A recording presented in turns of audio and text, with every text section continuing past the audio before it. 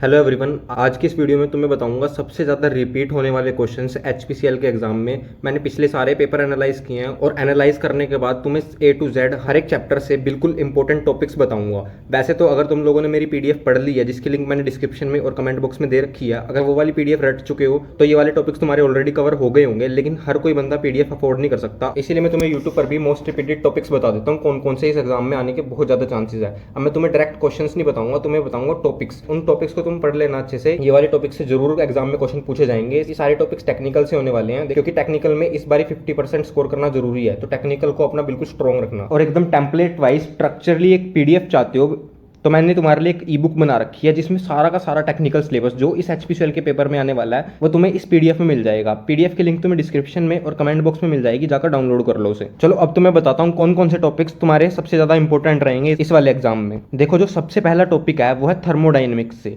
Thermodynamics में तुम्हें ये 3 टॉपिक्स जरूर अच्छे से रटने हैं। एक तो तीनों के तीनों लो अच्छे से पढ़ के जाना, हीट इंजन पढ़ के जाना, और एंथैल्पी एंट्रोपी जरूर पढ़ कर जाना।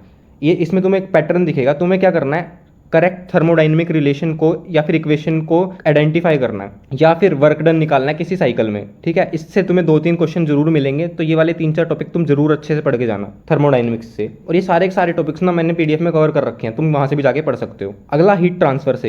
हीट ट्रांसफर से तुम्हें पता ही है, कंडक्शन, कन्वेक्शन, रेडिएशन तो पढ़ के जाना ही है, लेकिन तुम्हें हीट लॉस वाले क्वेश्चन भी जरूर देखने को मिलेंगे, जिसमें तुमसे calculate heat loss from pipe पूछा जाएगा। ये वाले क्वेश्चन जरूर पढ़ के जाना, यहाँ से भी पक्का कोई ना कोई क्वेश्चन आ सकता है, क्योंकि प्रीवियस ईयर में ऐसे क्वेश्चंस हैं। अगला पार्ट है मैकेनिकल ऑपरेशन से। देखो, मैकेनिकल ऑपरेशंस में तुम्हें सबसे ज्यादा ध्यान देना है फिल्ट्रेशन पर, सेडिमेंटेशन, क्रशर और साइज रिडक्शन पर। इस वाले टाइप के क्वेश्चन पूछ लेते हैं यहाँ से। Identify equipment on the based of function, ठीक है। या फिर ऐसे भी पूछ लेते हैं कि calculate power required for crushing, यहाँ से भी तुम्हारे क्वेश्चन जरूर आएगा। अगला सब्जेक्ट है मास ट्रांसफर। मास ट्रांसफर से तुम्हें डिस्टिलेशन, एब्जॉर्प्शन और ड्राइंग पढ़ के जाना है। डिस्टिलेशन जरूर पढ़ के जाना, क्योंकि पूरी की पूरी कंपनी ही एचपीसीएल डिस्टिलेशन बेस्ड है। यहाँ पे तुम्हें ऐसे क्वेश्चन पूछ लेते हैं कि which process is used in packed column. अगला टॉपिक है फ्लूइड मैकेनिक्स से।